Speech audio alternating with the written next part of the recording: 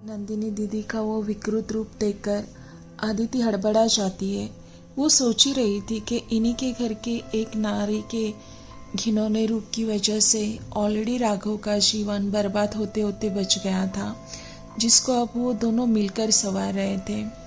और अब यहाँ यहाँ दिल्ली में भी तो सेम ही हो रहा है, कहाँ कुछ बदला है।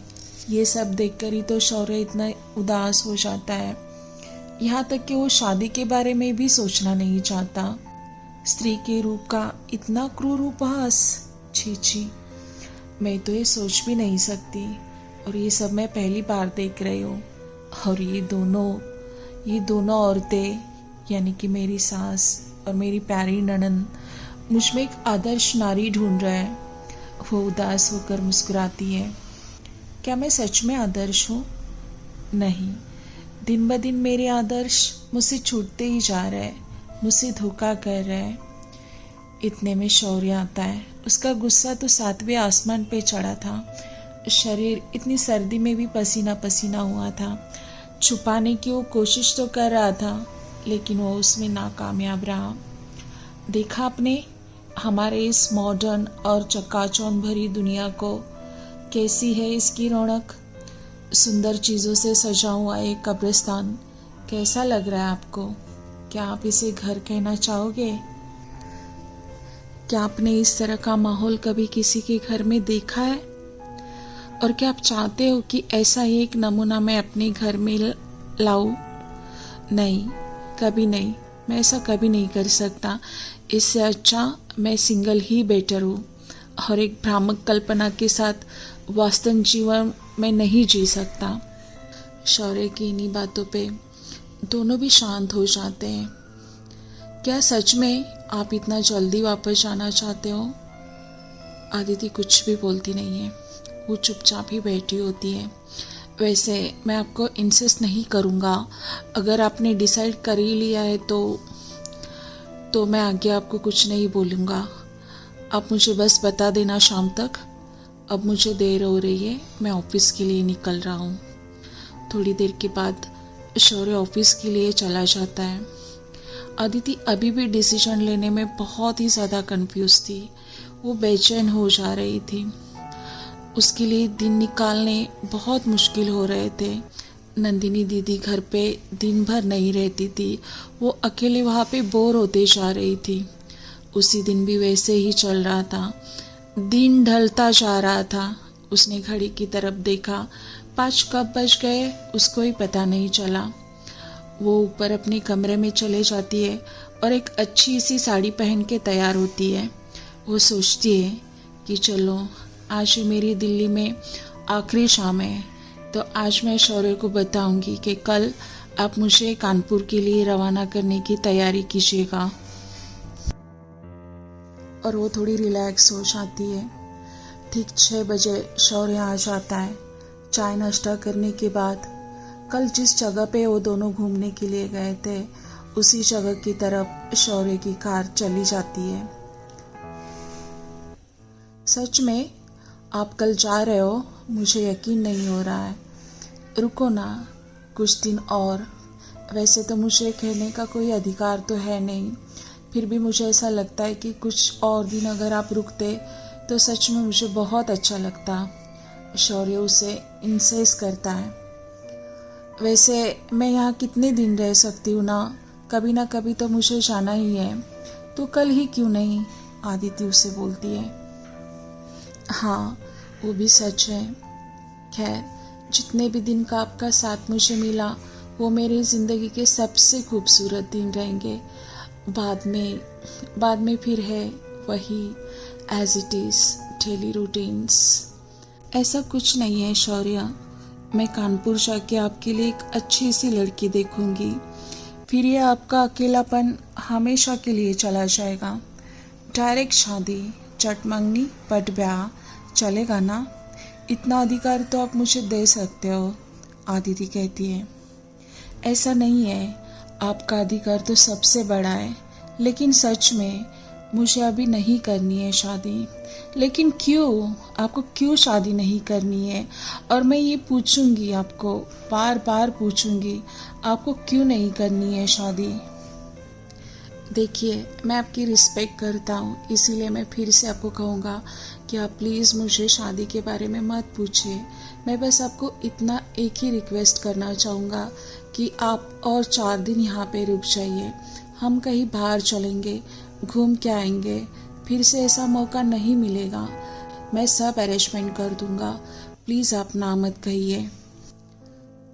अदिति के दोनों हाथ अपने हाथ में पकड़ के शौर्य उससे कहता है। शौर्य के इस ऐसे अचानक बिहेवियर से अदिति हड़बड़ा जाती है। उसकी नज़र नीचे झुक जाती है। उसकी झुकी हुई नज़र में शौर्य को अदिति की हाँ का सुखद एहसास मिल जाता है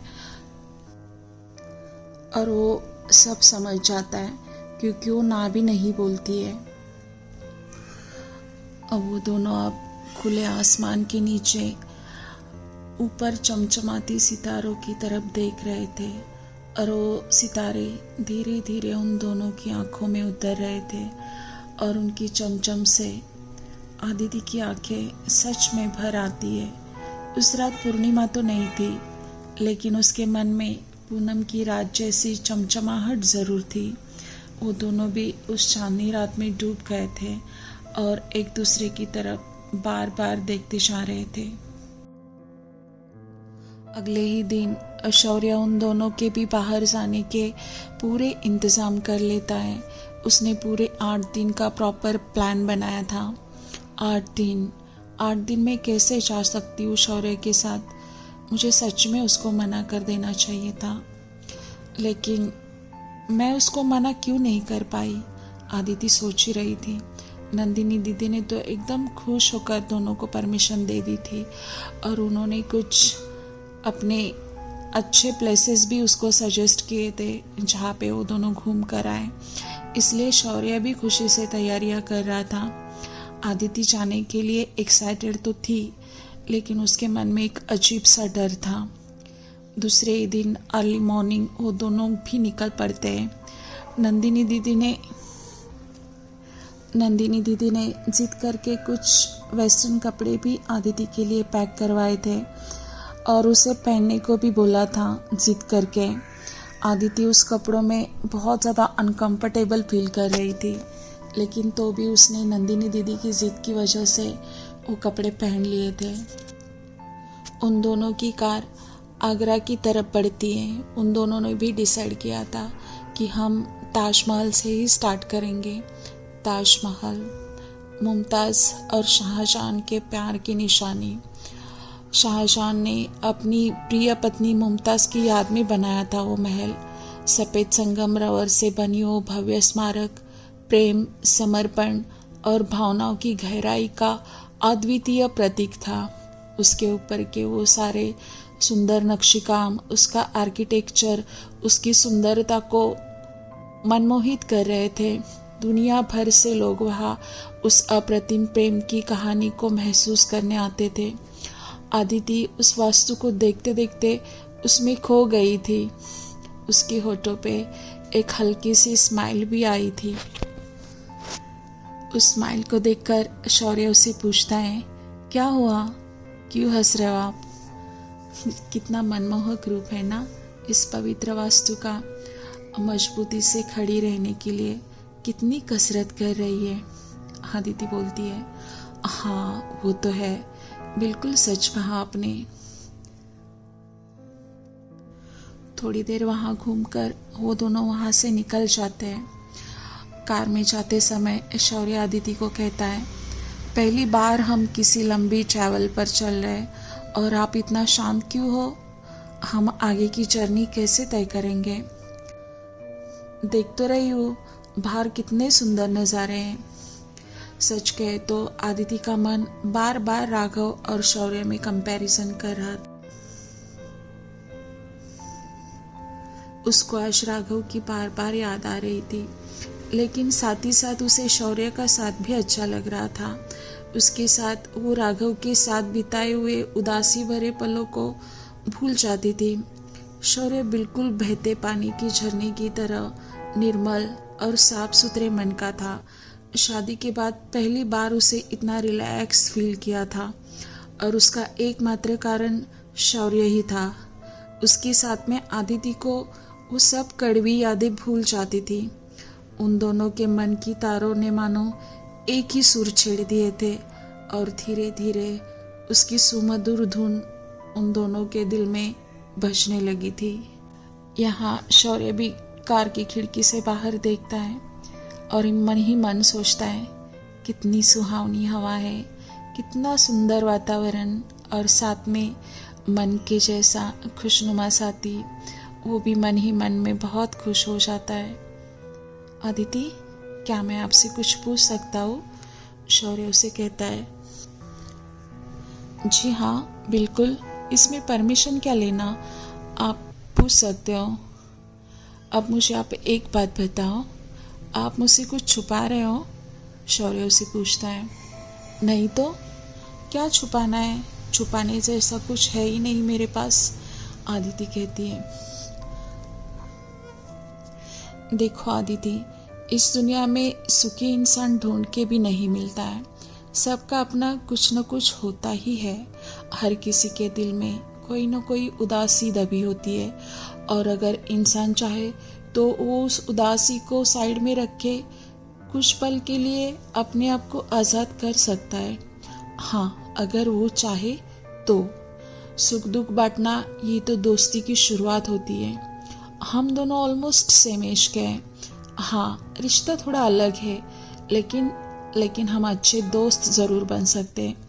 हम दोनों को भी एक दूसरे का सुख दुख बांटना चाहिए, तभी जाके हमारे बीच एक अच्छी फ्रेंडशिप बन सकती है। शौर्य उसका हाथ अपने हाथों में लेते हुए उसे कहता है। शौर्य की वो बातें सुनकर आदिति मन ही मन में मुस्कुराती है। हाँ, मैं मानता हूँ कि रिश्ते में आपका भांजा हो, लेकिन आप मुझे आपका दोस्त, आपका हमदर्द समझ सकते हो। अगर सच में आपको कभी भी कोई भी चीज़ से प्रॉब्लम आती है तो मैं आपके साथ हमेशा खड़ा रहूँगा। शौर्य बहुत इमोशनल होते जा रहा था। आदिति उसके हाथ से अपना हाथ छुड़ाते हुए कहती है, अरे महाशय, आप एक हाथ से गाड़ी मत चलाइए, हमें दिल्ली भी वापस जाना है। आदिति हंसते हुए उसे कहती है। वाह, कितनी प्यारी मुस्कान है। शौर्य का फ्लर्टिंग मोड ऑन हो चुका था। बातें करते करते वो दोनों फतेहपुर कब पहुंच गए उन्हें ही पता नहीं चला। फतेहपुर का वो प्राचीन वैभव वो देखकर आदिति दंग रह गई थी। इन बादशाहों को कितना राजवैभव प्राप्त था ना। चारों तरफ संगमरवर ही संगमरवर है। इतनी सफेद मस्जिदें, राजवैभव और धार्मिकता का कट्टर संगम, सच में कितना अद्भुत है ये। फतेहपुर में उनके साथ गाइड भी चल रहा था। वो बता रहा था, यहाँ चारों ओर गुलाबों के बगीचे थे, और यहाँ हमाम खाने में बादशाहों की बेगमों के लिए उस गुलाबों की पंखुड़ियाँ बिछाई जाती थी, और खुशबूदार इत्तर उस पानी में छिड़काए जाते थे, ताकि रानियों को वहाँ स्नान करने से अपनी सुंदरता और महकता को और भी बढ़ा सके। लेकिन यहाँ इस स्नान गृह में कोई दरवाज़ा क्यों नहीं है? आदिति बीच में ही गाइड को पूछती है। अरे मैडम, ये कैसा सवाल कर लिया आपने? और ये सवाल आपके मन में आया भी कैसे? जब सल्तनत का बादशाह खुद अपनी बेगमों के साथ अंदर स्नान कर रहा हो तो कोई कैसे हिम्मत करेगा अंदर आने की? ओह, तो मतलब बादशाह और बेगम दोनों एक साथ यहाँ पे स्नान करते थे, सही कहा ना मैंने? आदिति उसे पूछती है। हाँ मैडम, एकदम सही कहा आपने। यही तो असली शौक था इन राजाओं का। जो बेगम ज़्यादा बादशाह का ध्यान अपनी तरफ खींचती है, उस पे ही बादशाह की मेहर हो जाती थी, और वही राजा की एकदम खास बेगम बन जाती थी। आप उसे पटरानी बोल सकते हो, गाइड उसे कहता है। नसीब वाले थे सच में। हमें देखो, हमारे नसीब में तो एक भी बेगम नहीं है जिसके लिए हम अपनी राहों में फूल बिछाए बैठे। वो तो हमारी तरफ देखती ही नहीं है। शौर्य बीच में ही बोलता है। शौर्य की उन्हीं बातों से हाँ दीदी दूसरी तरफ देखती है और अपनी चाल एकदम तेज करती है और वो दोनों से आगे हो जाती है और उन दोनों से वो आगे निकल जाती है। कुछ टाइम वहाँ बिताने के बाद दोनों भी फिर अब होटल की तरफ निकल पड़ते हैं। शौर्य ने आगरा के शामियाना होटल में 2 कमरे पहले से ही बुक करवा के रखे थे। होटल 5 स्टार था। जाहिर सी बात है आदिति होटल को देखकर एकदम खुश हो जाती है। वो दोनों भी अपने कमरे में चले जाते हैं। अदिति अपने कमरे में जाकर कमरे की खिड़की ओपन करती है और सामने का नज़ारा देखकर बिल्कुल दंग हो जाती है। खिड़की खोलते ही उसे सामने ताजमहल की वो भव्य दिव्य कलाकृति सामने दिखाई देती है। चांदनी रात में ताज की वो खूबसूरती देखकर उसका मन मेस्मराइज हो जाता है। वो जस्ट थोड़ी देर पहले ही वहाँ से आई थी, लेकिन दिन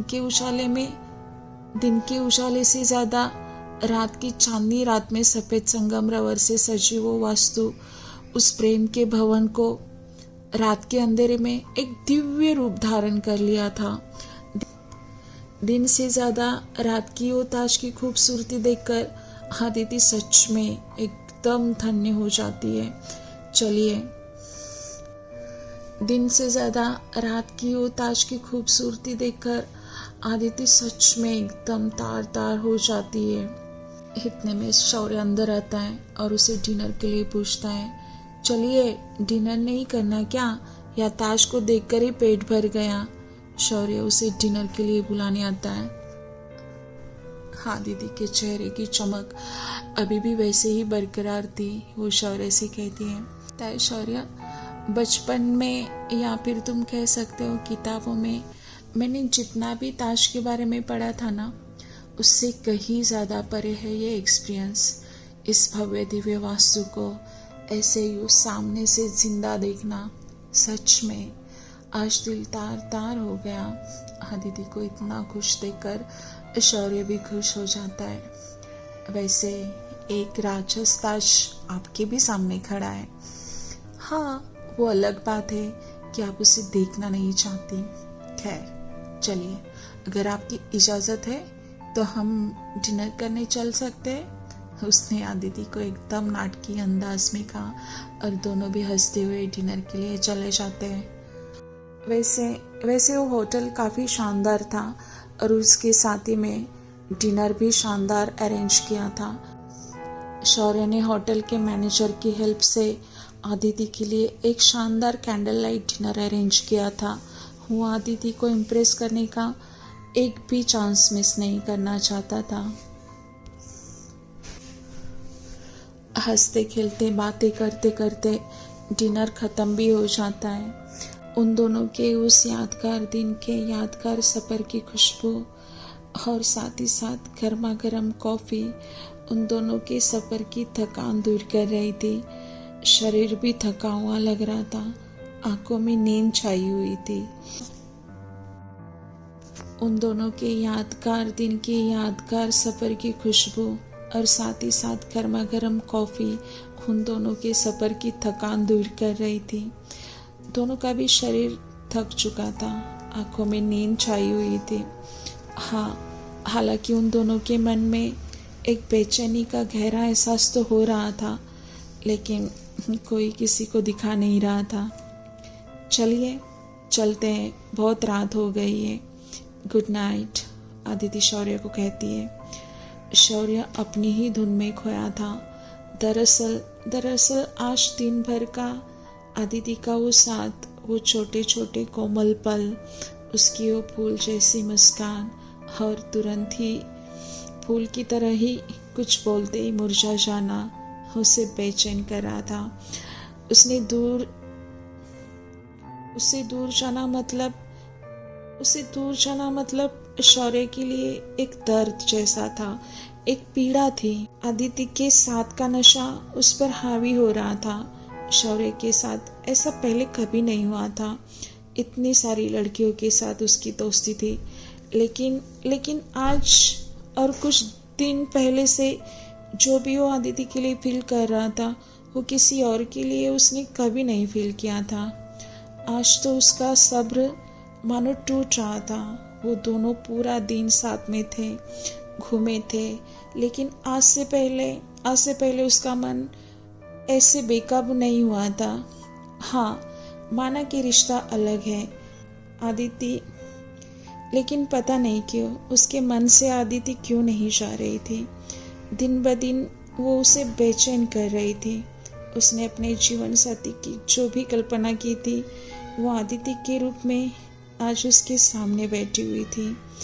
एकांत था, आसमान में चारों ओर से चांदनियों की बरसात हो रही थी और ठंडी हवा की वो ठंडक वातावरण को और भी धुंध कर रही थी। हाँ जी, गुड नाइट। शौर्य खुद को संभालते हुए आदिति को गुड नाइट कहता है और जाते टाइम वो आदिति का हाथ अपने हाथों में लेते हुए कहता है, लेकिन आज मैं सो नहीं पाऊंगा। क्यों? आदिति उसे पूछती है। वो उसे अपनी बाहों में खींचते हुए कहता है, तुम्हें सब समझ में आकर भी तुम ना समझ बन रही हो। मैं तुमसे प्यार करने लगा हूँ, कैसे कहूँ। शौर्य सीधा आपसे तुम पे आया था और उसने सीधे सीधे आदिति से अपने प्यार का इजहार किया था, वो भी बिना हिचकिचाए। अचानक से किए शौर्य के उस स्पर्श ने आदिति के बदन में जैसे बिजली सी लहराई थी। वो चमक उठती है। उसने प्रतिकार करना चाहा, लेकिन वो उसे दूर भी नहीं करना चाहती थी। उस अनजाने अनोखे स्पर्श से वो जैसे पागल सी हो गई थी। यही तो स्पर्श उसको चाहिए था। जब से उसने यौवन में पैर रखा था तब से ही तो वो इस पल का, इस स्पर्श का बरसों से इंतज़ार कर रही थी। मानो उस पल में वो खुद को झोंक देना चाहती थी, उस पल में वो खो जाना चाहती थी। शौर्य उसे बाहों में उठाकर कमरे में लेकर जाता है। शौर्य की बाहों में आदिति की आंखें धुंधली हुई जा रही थी और उसको शौर्य के बिना अब कुछ भी नजर नहीं आ रहा था। उस पल में सिर्फ वो दोनों ही थे, आदिति और शौर्य। वो शौर्य को लिपट कर रो रही थी। रोते रोते वो खिल रही थी। नाजुक सी कली अब फूल बनने जा रही थी। शौर्य ने भी उसे पूरी मदहोशी के साथ अपने आगोश में ले लिया था। मुरझाना और खिलना, इसका मतलब सही मायने में आदिति को समझ में आ रहा था। वो दुख की वो झालर हटा के सुख की परम सीमा पर जा चुकी थी। वो भी मदहोश हो चुकी थी। सुख से उसका रोम रोम नहा चुका था। उसने खुशी से अपनी आंखें बंद कर ली थी और अब वो शांत हो गई थी। वो सही मायने में अब शांत हो गई थी। शाहजहां और मुमताज के प्रेम की निशानी ताजमहल, उस ताजमहल के साक्षी से आज आदिति का जीवन खिल उठा था, सही मायने में खिल उठा था।